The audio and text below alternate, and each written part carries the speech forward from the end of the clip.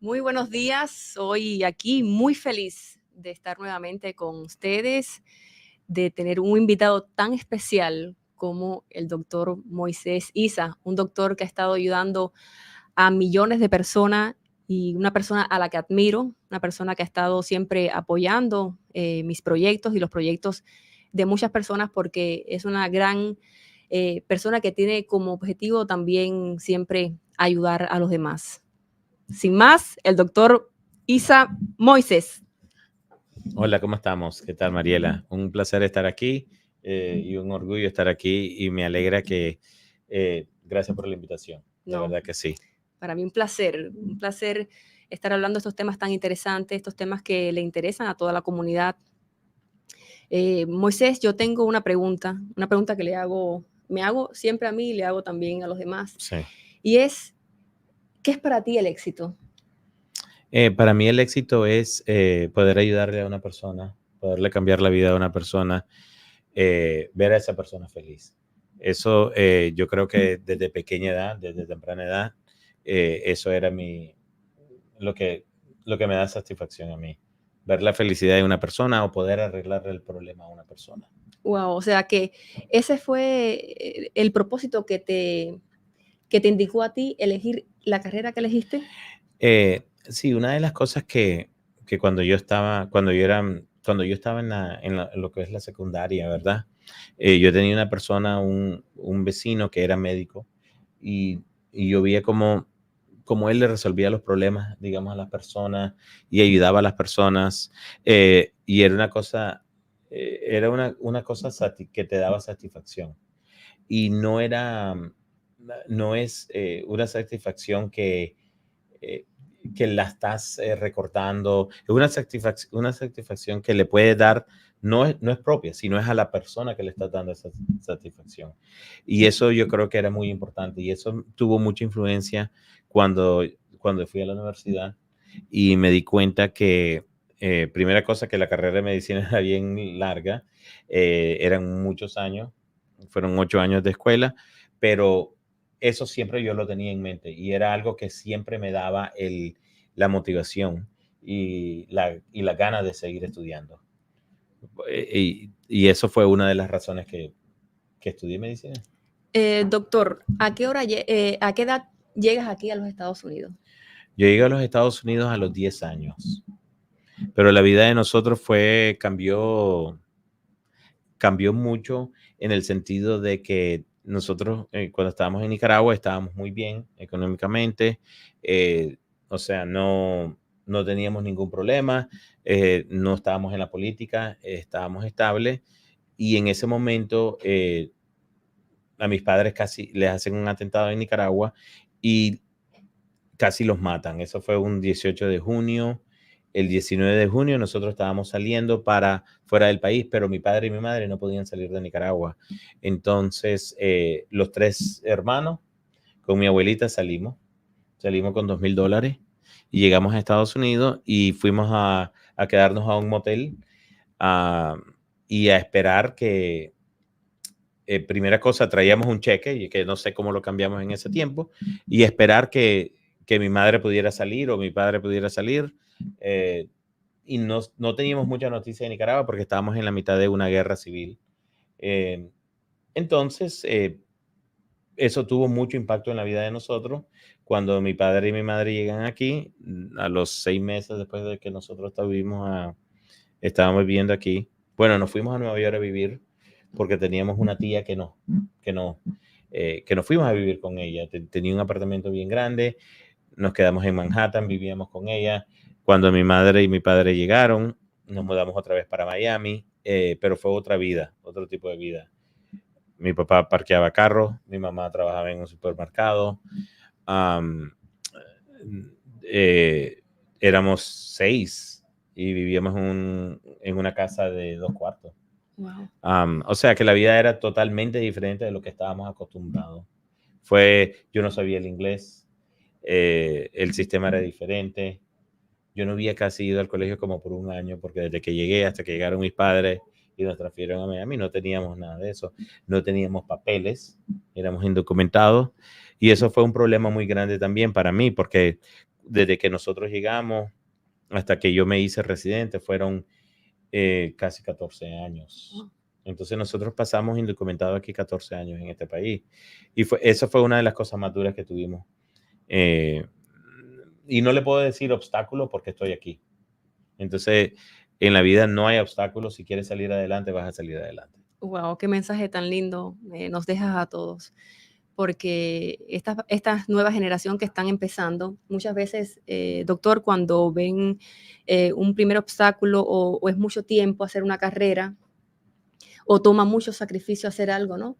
Muchas veces no lo hacen y eso implica a veces querer llegar a un punto y dejar la mochila sin Claro. haber llegado, ¿no? Es muy, muy motivador ese mensaje que nos dejas a todos y qué bonito porque, como tú dices, a ti no es que te motivó a ser doctor tanto el dinero, sino fue ese mensaje, eso que tú viste cuando eras niño y viste cómo podías ayudar a tantas personas. Y creo que eso se ve hoy porque tus pacientes, la gente que te vienen a ver, te aman. O sea, he tenido el placer de conocer a muchos. Gracias. Y ellos sienten mucha admiración, que tú los tratas diferente, que contigo pueden hablar de los temas de ellos, no solamente de lo que están pasando en ese momento como enfermedad, sino también de sus temas personales, ¿no?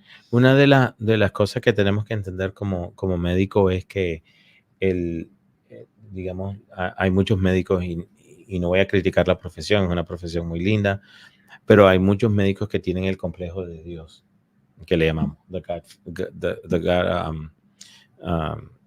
y the God complex. Y eso es una de las cosas que yo tuve un profesor cuando yo estudié en Maryland que me enseñó de que todos éramos humanos y que nosotros teníamos que bajarnos al nivel del paciente, ¿verdad? El paciente está enfermo, el paciente tiene un problema, llega ante ti porque necesita resolver el problema y necesita tu ayuda. No está ahí porque está comprando un carro o porque está haciendo otra cosa, está ahí porque necesita tu ayuda de verdad.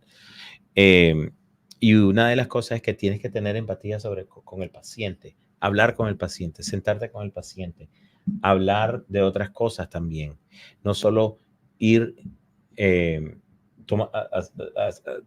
arreglar el problema y ya. Esto no es una transacción, esto no es que fuiste al McDonald's o al Burger King y ordenaste algo y ya.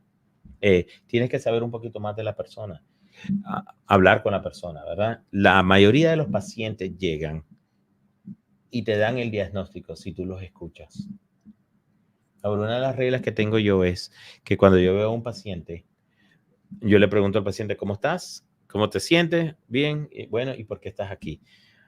Dejar al paciente por lo menos hablar 3 minutos sin interrumpirlo. Porque así el paciente, es muy difícil para que una persona hable 3 minutos seguidos, ¿verdad? De algo o del problema de que vienen. Cuando no interrumpes al paciente, es increíble cuánta información tú puedes recibir sobre la información que te está dando este paciente.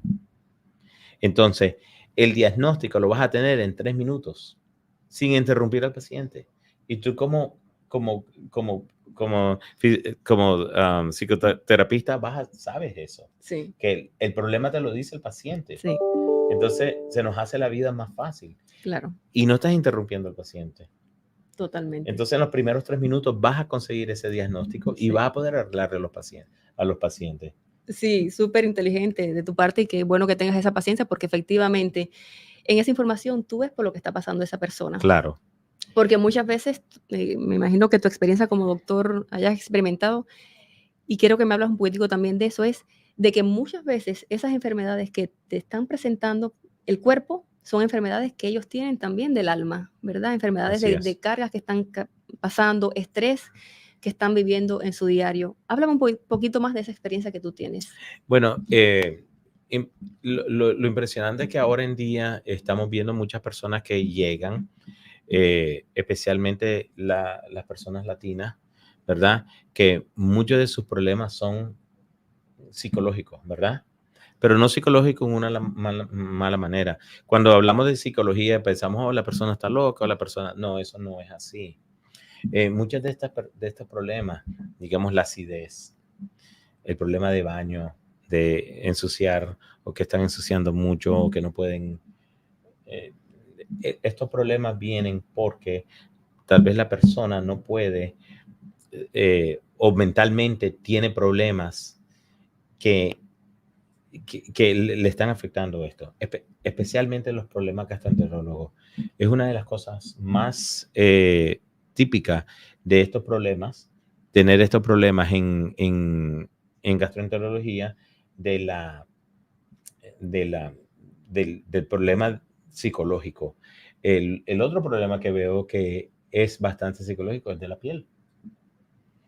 Muchos de los eczemas, muchas de las alergias, muchos de los problemas de la piel son problemas que la persona psicológicamente se lo hace, y si te los maquina y si lo trabaja, y eso pueden arreglar. Obviamente hay muchos problemas que no son de psicología, que son problemas que los tienes que arreglar con medicina.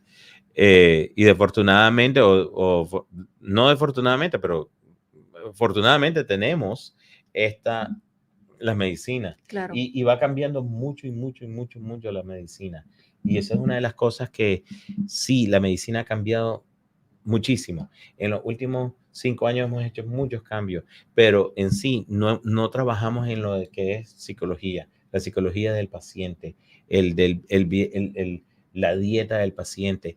Ese tipo de medicina no ha cambiado, no hemos hecho un cambio drástico en eso. Yo creo que necesitamos mejorar eso. Sí, totalmente. Ya se ha comprobado científicamente el vínculo que hay entre el intestino y el cerebro, ¿no? Así es. Precisamente, como tú dices, sí, los problemas intestinales, que también muchas veces viene causado por estrés, por situaciones que estás viviendo en la familia, por emociones sin resolver, ¿no? Sí.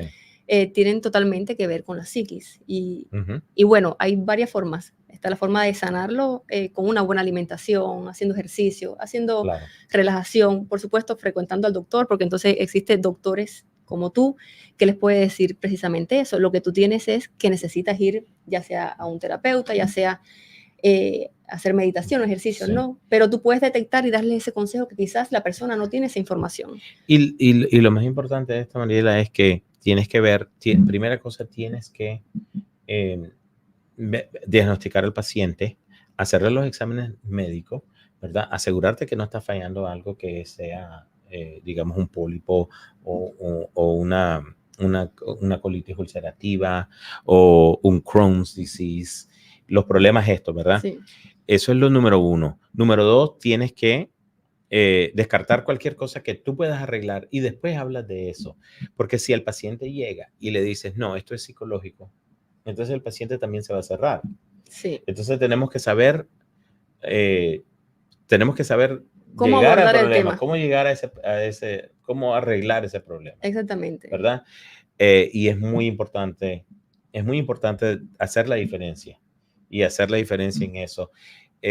Una de las cosas también que muchos de estos problemas, las personas que fuman te dicen, no, porque tengo mucho estrés, no puedo dejar de fumar, el cigarro me quita el estrés. Entonces, ¿qué pasa? Tienen bronquitis, tienen problemas de la sinus, tienen problemas respiratorios, les hace falta el aire, no pueden hacer ejercicio. Entonces, todos estos problemas que vemos que por esta causa de estrés que dice la persona que tiene, está fumando más o fuma por esta causa. Entonces, tú lo sabes muy bien. Tú sabes cómo parar en tus terapias, en tu hipnosis, tú sabes cómo hacer parar a las personas fumar, Sí. o ayudarles a parar, ¿verdad? Porque es una de las cosas más adictivas que hay de todas. Sí. De todas las drogas, la nicotina es. No, y si te das Sí. cuenta, esa persona que está adicta al cigarro, lo que está buscando precisamente es el poder respirar. Y existen esas terapias de respiración donde te permiten coger ese aire, ¿no? Porque respirando, haciendo esto, ¿viste qué es lo que Sí. se hace con el cigarro? Cuando tú Sí. respiras, tú estás, Sí. te sientes más calmado porque estás respirando, pero uno piensa que, o sea, la mente te engaña y uno Claro. le da la sensación de, y usa el Sí. cigarro como un medio, Sí. pero también se puede utilizar estos tipos de terapia donde tú respiras y puedes ayudar a calmar esa ansiedad. Sí, así es. Y una de las cosas también que en las etapas que ves de Freud, ¿verdad? En la etapa fálica, digamos, que tiene la persona, tenemos que educar más a las madres. Entonces todo esto empieza de temprana edad. Educar a las madres de el tete, digamos. Se le da el tete al niño, entonces el niño también se está acostumbrando a tener algo en la boca, que es algo que le da como un área de comfort o Una de, sensación de de tranquilidad también. tranquilidad que lo usamos después para los niños que muerden los lápices, los niños que se ponen en la boca, y los vapes ahora, con los cigarrillos antes. Entonces, un problema psicológico que empieza a temprana edad. A temprana edad. Y es impresionante cómo en este país, más que todo, eh, es, la salud es importante, ¿verdad? Pero políticamente, cuando aquí se dijo en Estados Unidos, ya no vamos a fumar más, ¿verdad? Se demoró 10 años, fue una generación. Si haces los cambios sobre 10 años, vas a cambiar esto, ¿verdad? Pero que lo reemplazamos con vape. ¿Me entiendes? Wow, sí. No reemplazaste un problema. Reemplazaste el problema, pero lo reemplazaste con otro problema. Se demoró de los años 90 a los años 2000 para educar a todo el mundo que no se podía fumar adentro, que no se podía fumar en los aviones, que no se podía fumar en los autobuses, que no se podía hacer esto. ¿Y qué pasa? En eso, cuando quitamos esto, ¿verdad? Esta industria, las mismas industrias tabacaleras hacen el vape y traen este problema. Sí. Entonces, este problema viene por algo que nosotros quitamos, pero no supimos educar a las personas. Claro, claro. Y sí, no solamente, o sea, lo que es la educación de las personas, por supuesto, y también las industrias, porque los grandes problemas que tenemos hoy de salud en nuestra sociedad es los vicios, ya sea el cigarro, el alcohol, también los vicios por comida chatarra que está causando tanta obesidad. Y el estrés de una sociedad que va muy rápido, va tan rápido que muchas veces el ser humano no está preparado ni siquiera para esa velocidad que estamos. Y hay un problema que no hablamos también, el problema psicológico, psiquiatra que tenemos en este país con los jóvenes que están en high school, que están en la universidad ahora con el online betting. El online betting ahora te pones en tu teléfono y ves un juego de fútbol, ¿verdad? O soccer o fútbol americano, y las personas pueden con un clic poner $50 en un juego aquí y al final del fin de semana perdieron $250.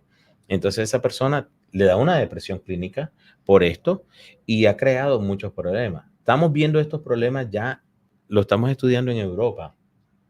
En Europa el online betting era muy popular hace como 10 años. En Europa, cuando hace 10 años todo el mundo tenía acceso a esto y no lo tenían en los Estados Unidos.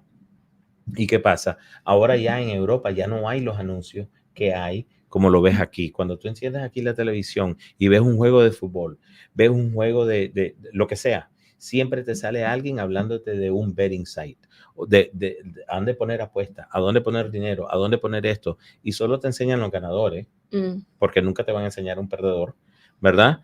Entonces ya Europa está quitando eso porque está viendo los efectos no solo de suicidio en la población joven o en la población que usa esto, sino también en el problema que ha creado en la sociedad. Entonces, estos problemas son problemas que la persona llega con taquicardia, te dice, tengo taquicardia, tengo depresión, tengo esto, y está día y día estás viendo más personas jóvenes. Sí.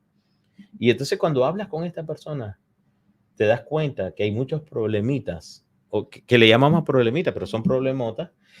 ¿De qué? A mí me llegó un chico que tiene una ansiedad grandísima, llegó con una depresión, la mamá no sabe, y esto es que el niño estaba con online betting y estaba poniendo dinero, perdió mucho dinero, no sabe de dónde sacar el dinero, tiene las tarjetas y el muchacho tiene 22 años. Sí. Ahora, ¿cómo se va a salir de ese hoyo? Exactamente. O sea, qué interesante que toques estos temas. Muy interesante. Porque creo que es responsabilidad también de la sociedad. Como mismo, en esta sociedad se ha permitido crear esta tecnología, ¿verdad? Claro, Estos medios que está causando problemas en los adolescentes, en los niños y en las familias. También yo pienso que se debe crear un método donde también se ayude a las personas a también salir de este sistema, o sea, a arreglar o cómo vamos a afrontar esto que estamos ahora teniendo de feedback. O sea, pongo ejemplo, hablando de este tema, los niños, el problema que estamos teniendo todos los papás, tú eres también papá, con los niños. Los niños quieren estar todo el tiempo con la tecnología. Y sí, hay clases sociales, hay personas que pueden sacar a los niños de esta situación porque quizás económicamente están mejor y los pueden llevar a actividades extraescolares, pueden tener a una nani que los lleve a los parques, ¿verdad? Pero ¿qué claro, está pasando con las personas que no tienen esas posibilidades, que no tienen la posibilidad, que trabajan de 7 de la mañana a 8 de la noche, que no tienen cómo pagar, por ejemplo, la actividad extraescolar? sí. ¿Cómo hacen esas personas?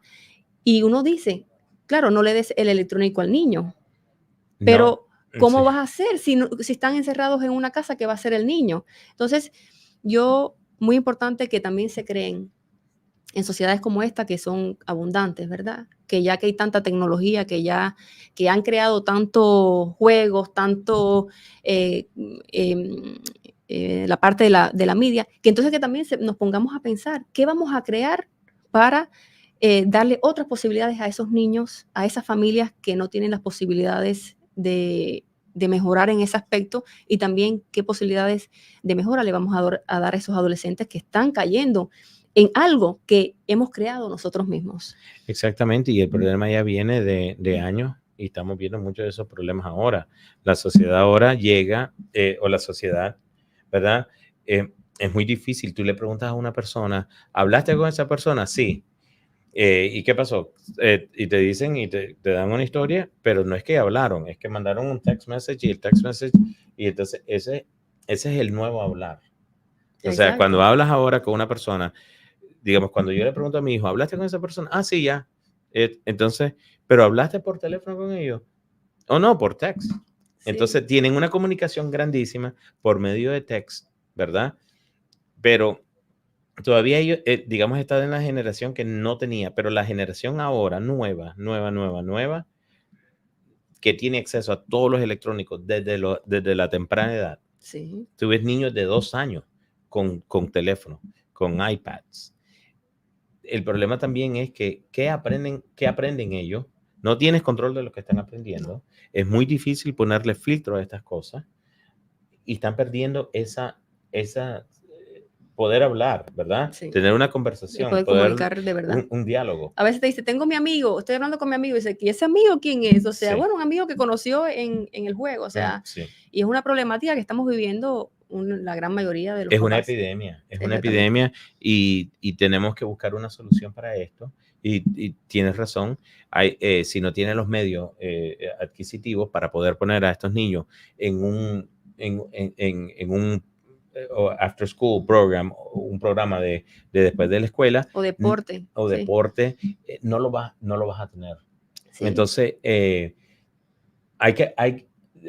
tenemos que hacer algo, tenemos que sí. hacer también un poquito nosotros, ¿verdad? Como padres, Ujú.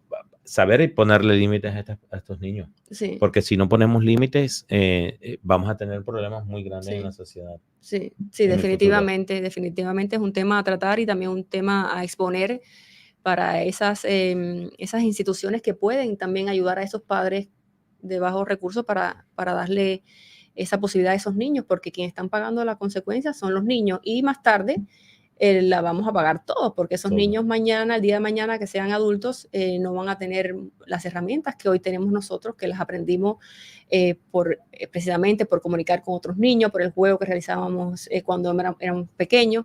Entonces son temas a tener en Y, cuenta. y lo estamos, y como te dije, estamos viéndolo ahora. Te voy a dar un ejemplo. El miércoles, el lunes, fui a almorzar, yo estaba pasando consulta en el hospital, fui a almorzar al lounge de los médicos donde nosotros comemos, ¿verdad? Donde los médicos comen. Y hay dos generaciones, ¿verdad? Que le llamo yo hay más de dos generaciones, pero yo veo la generación mía y la generación joven, los que se están entrenando. Y te voy a decir una cosa, ahí me di cuenta yo que de verdad que este cambio es muy drástico. La generación de nosotros, digamos, yo hablando con varios médicos, colegas que los conozco hace 20 años, estábamos hablando de carro, de los muchachos, de las escuelas, del fútbol, de las noticias. Nos sentamos como 4 o 5 médicos en una mesa y hablamos de ciertos tópicos, ¿verdad? Pero a mi izquierda estaba una mesa de los muchachos que le llamamos los residentes. Comieron como 20 minutos. Mariela, si esas personas se dieron 3 palabras, es mucho. Todos estaban en su celular. Todos estaban en su social media. Todos estaban en el WhatsApp o en el Facebook. No Facebook, Instagram o Snapchat. Wow. Entonces, es una cosa impresionante. Ya estamos viendo los efectos de esto. Entonces pienso yo, ¿cómo una persona, un médico, que crece en este sistema así, va a llegar a hablar con un paciente y se va a poder relacionar con un paciente? ¿Cómo vas a poder hablar con un paciente y decirle, preguntarle las preguntas que tienes que hacer, las cosas que tienes, tener la empatía que vas a tener si no tienes ese calor?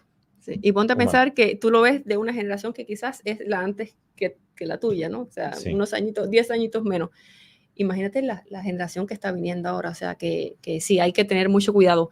Bueno, con estas palabras nos vamos a un corte y seguimos en breve con ustedes. Te invitamos este 24 de septiembre al lanzamiento online de nuestra revista Journal of Education and Technology Trends de UNAD Florida. La revista es un espacio de discusión enfocado en la reflexión de asuntos asociados con la educación y tecnología a través de la publicación de artículos derivados de procesos de investigación y textos de divulgación. Para mayor información, inscríbete en www.unad.us.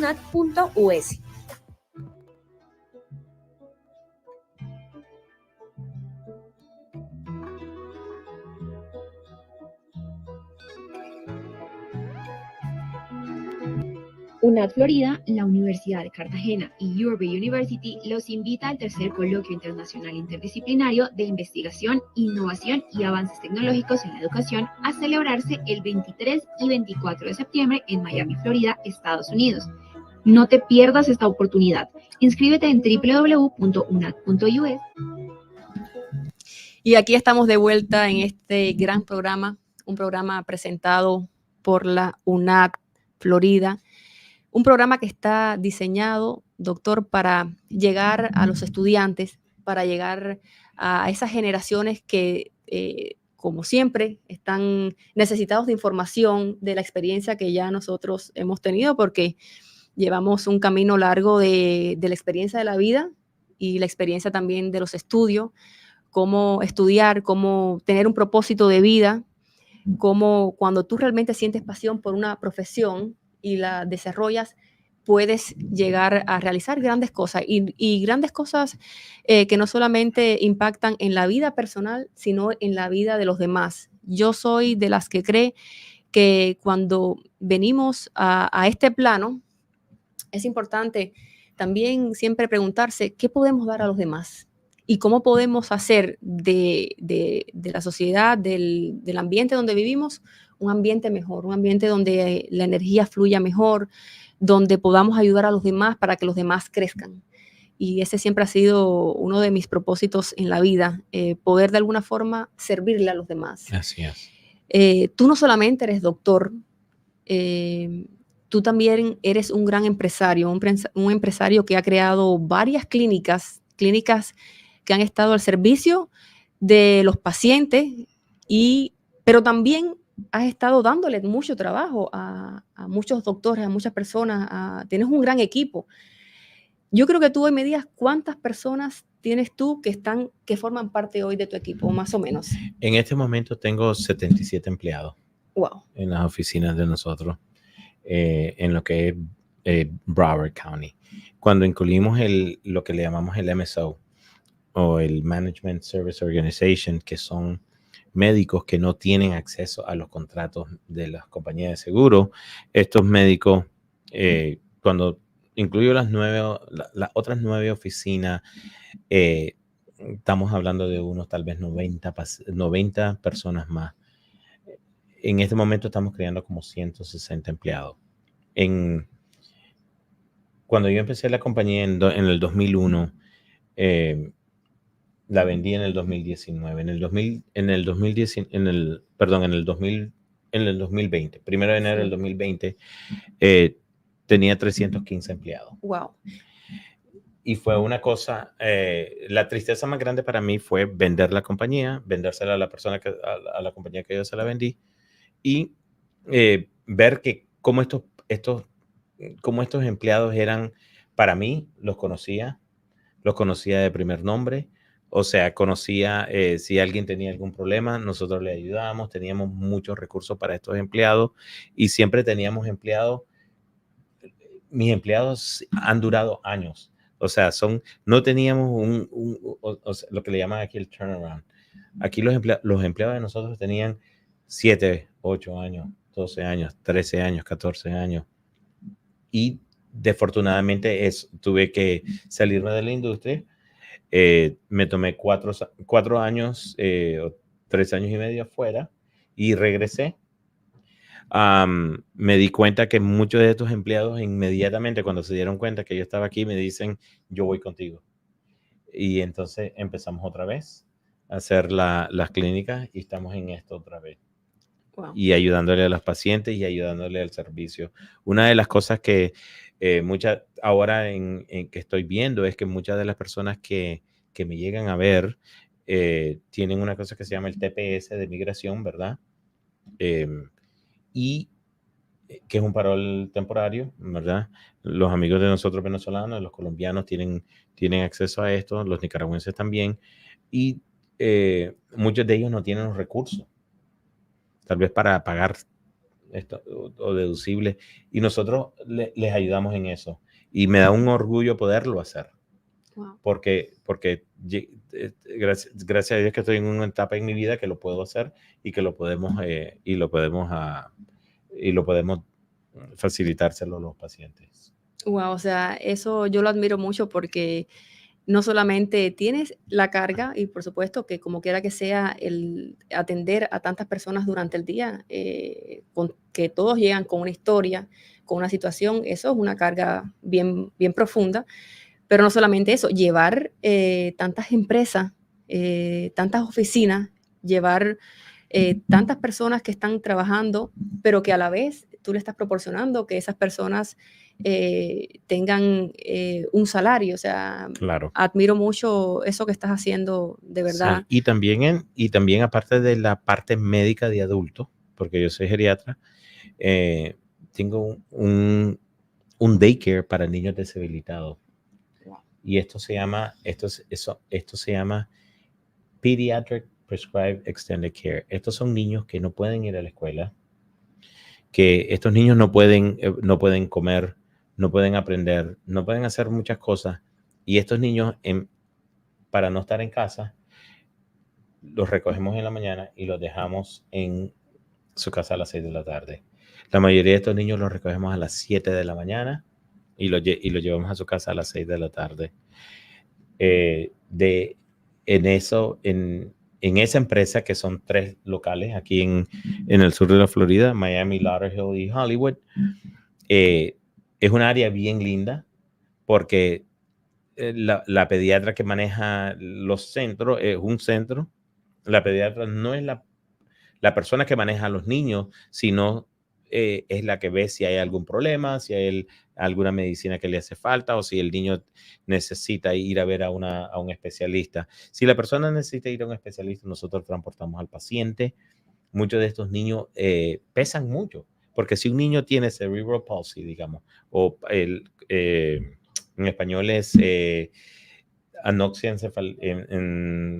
encefálica, esta persona, cuando el niño va creciendo, ya pesa 70 libras, Sí. la madre no lo puede, o el padre no lo puede levantar, no lo puede poner en una silla. Cuando el niño está pequeño, sí, pero si el niño no es ambulante, es un problema muy grande. Entonces, nosotros ayudamos con eso. Tenemos a las enfermeras, por cada 4 niños hay una enfermera. Tenemos un niño con un ventilador ahora, que es una situación bien triste. Y entonces, ese ha sido uno de los proyectos más grandes para mí, en el sentido de que pude, es como si darle más a la sociedad, poder ayudarle a estas personas. De cada 12 niños que nacen en Florida, uno necesita este tipo de servicio. El problema es que no hay suficiente daycares para estos niños deshabilitados, que es una tristeza porque las regulaciones son bien y como debieran de ser, ¿verdad? Y no hay muchos médicos que le toman interés a esto, porque esto es más que todo es como una obra social. Así que me da mucho orgullo tener eso. Qué bueno, Sí. la verdad que sí, porque como decía anteriormente, también estamos para eso, Exactamente. para ayudar. Bueno, vamos a otro corte y nos vemos en unos segundos. Te invitamos este 24 de septiembre al lanzamiento online de nuestra revista Journal of Education and Technology Trends de UNAD Florida. La revista es un espacio de discusión enfocado en la reflexión de asuntos asociados con la educación y tecnología a través de la publicación de artículos derivados de procesos de investigación y textos de divulgación. Para mayor información, inscríbete en www.unad.us.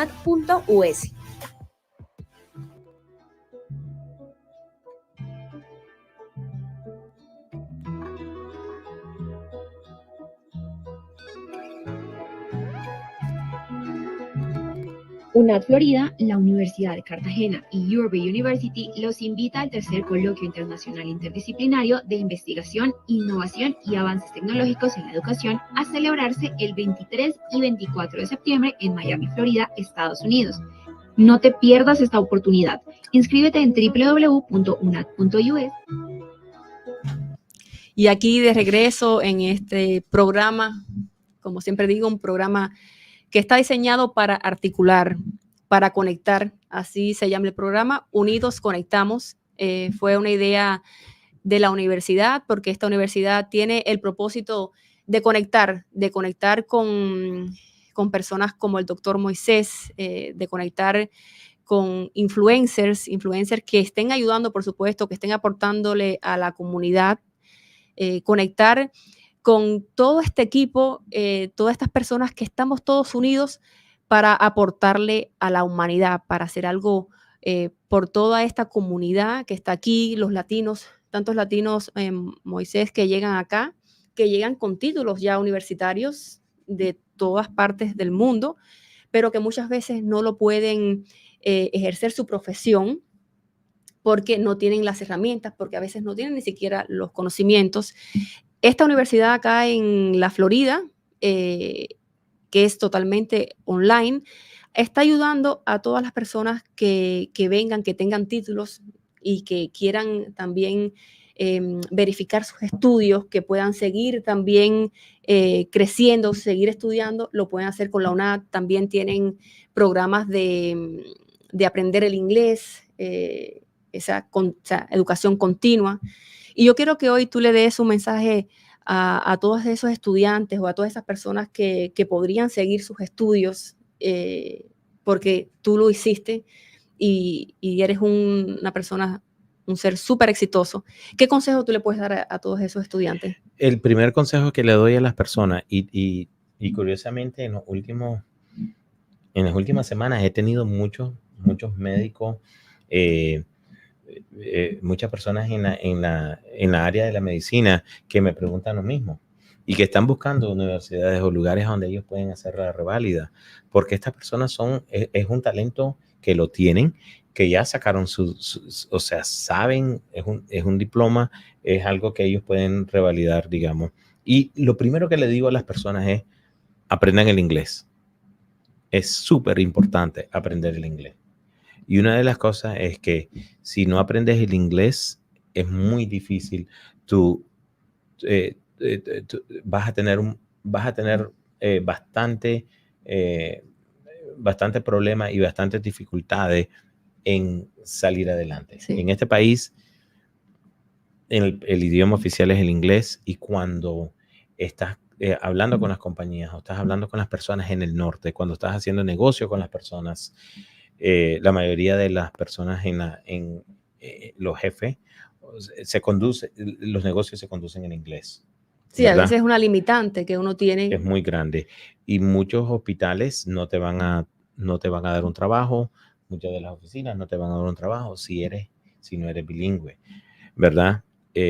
Y no es que sea discriminación, es porque hay un público de personas que no habla español, incluso aquí en el sur de la Florida pasa mucho, pero el consejo número 1 es aprender inglés. El consejo número 2 es no se den por vencido. Si usted es médico o enfermero o lo que sea en su país, aquí hay algo que usted puede hacer, que puede lograr eso, y no decir me voy a quedar en este trabajo y no voy a salir más de esto, y no. No conformarse. Te voy a dar un ejemplo. Muchos médicos que conozco de Venezuela fueron y hicieron lo que le llaman el RN, su enfermería, porque son médicos, y después hacen lo que se llama el Advanced Nurse Registered Practitioner, que es después de la universidad, después de que hacen la revalida de la enfermería, hacen un máster en enfermería, que lo hacen, tienen que hacer ciertas horas en 2 años, y pueden trabajar y pueden seguir haciendo esto, ¿verdad? Y después salen con el doctorado en enfermería. Estas personas, claro, tienen que pasar los exámenes y eso. Al pasar estos exámenes de enfermería, no tienen que ir no tienen que ir a residencia, no tienen que ir por los boards de medicina, que es un poquito más difícil en el sentido de que no vas a poder trabajar.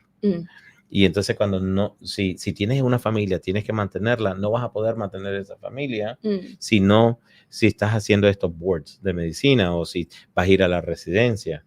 Lo que paga una residencia no te va a dar como en el primer año yo ganaba $11,000 al año. Entonces, eso no, si yo estuviera casado, tuviera 3 hijos o 2 hijos, yo no hubiera podido mantener una familia con $11,000. Entonces, eso es lo que pagan. Las residencias no pagan tan bien, porque estos muchachos están jóvenes, son las personas que se graduaron de la escuela de medicina, y no te va a dar para esto. Pero sacando este diploma del doctorado en enfermería, pueden llegar al nivel donde ellos quieren. Estas personas ganan muy bien, casi lo que gana un médico, y es en el sur de la Florida, es una de las, cuando nosotros estamos buscando médicos, vemos primero estas personas que tienen el doctorado en enfermería, porque sabemos que estas personas tienen más experiencia que una persona que se está graduando de aquí. Claro, sí. ¿Verdad? Entonces, traen esa experiencia, traen esa cultura, nos traen más a la mesa que una persona que se está graduando solo puramente de la escuela de enfermería o del doctorado. Y la otra cosa es que la mayoría de las veces son más trabajadores. También tienen un hambre, quieren salir adelante. El título que tenga, siempre hay algo aquí que lo puedes hacer o lo puedes reemplazar con algo y llegar adelante. Cuando veo personas en lo que yo hago, ¿verdad? Hay muchos de ellos que me dicen, no, yo tengo 10 años aquí, 12 años aquí, y en las posiciones que están. O sea, ellos no llegaron a esa posición, llegaron hoy y mañana están en esto. No llegaron de Caracas, no llegaron de Managua y el día siguiente están en esa posición. Les pasaron años para llegar, pero esos años, tú sabes que los tienes que disfrutar, salir adelante, y se van a ir súper rápido. Y disfrutar el proceso. Y disfrutar el proceso, porque yo me acuerdo de cuando yo empecé la universidad, yo creía que nunca iba a terminar. Y ahora veo y yo digo, qué feliz la pasé súper bien. No tenía materialísticamente lo que tengo ahora, pero la pasaba Disfrutaste del súper bien. proceso. Claro, y es disfrutar el proceso, no decir, ay, me faltan 5 años, me faltan 2 años, me faltan Sí. 3 años, no ver la vida así. Disfruta hoy, Muy bien. disfruta hoy y mañana será otro día. Y cuando te das cuenta, llegaste a esa meta, llegaste a ese diploma, llegaste a lo que querías. Y el sueño que nos trajo a este país, ¿verdad? Por eso estamos aquí. Lo estás realizando. Claro que sí. Y doctor, si te das cuenta, igual el tiempo se va. Porque uno dice, ay, me paso estudiando un año de inglés y es un año, pero se pasa el año y pasó y no estudiaste y no hiciste nada por ti, ya habiendo o teniendo una carrera que quizás trajiste de tu país, ¿verdad? Entonces eso que tú dices es súper importante, que vivamos el presente. Tienes que vivir el presente, no dejar esto para alargarlo. Si llegas a este país, digamos, sos ingeniero o sos una enfermero o sos un abogado, empezar algún tipo de escuela, porque no usar esto que estás aprendiendo, que aprendiste o sabes hacerlo también, no es bueno, porque no estás actualizado, no te estás actualizando, no te estás haciendo un favor a no seguir este proceso. Sí, son metas que uno se puede poner y metas que uno puede ir disfrutando, como dices tú, disfrutar ese proceso, disfrutar el aprender otro idioma. Muchas veces pensamos que es difícil, muchas veces nos ponemos las trabas de que no podemos hacerlo, que no somos suficientes, que aprender otro idioma no es para nosotros, pero son miedos que se crean, que los tenemos del subconsciente. Si empezamos a trabajar, si nos empezamos a desarrollar, yo siempre digo, para perder el miedo, ¿qué hay que hacer? Afrontarlo.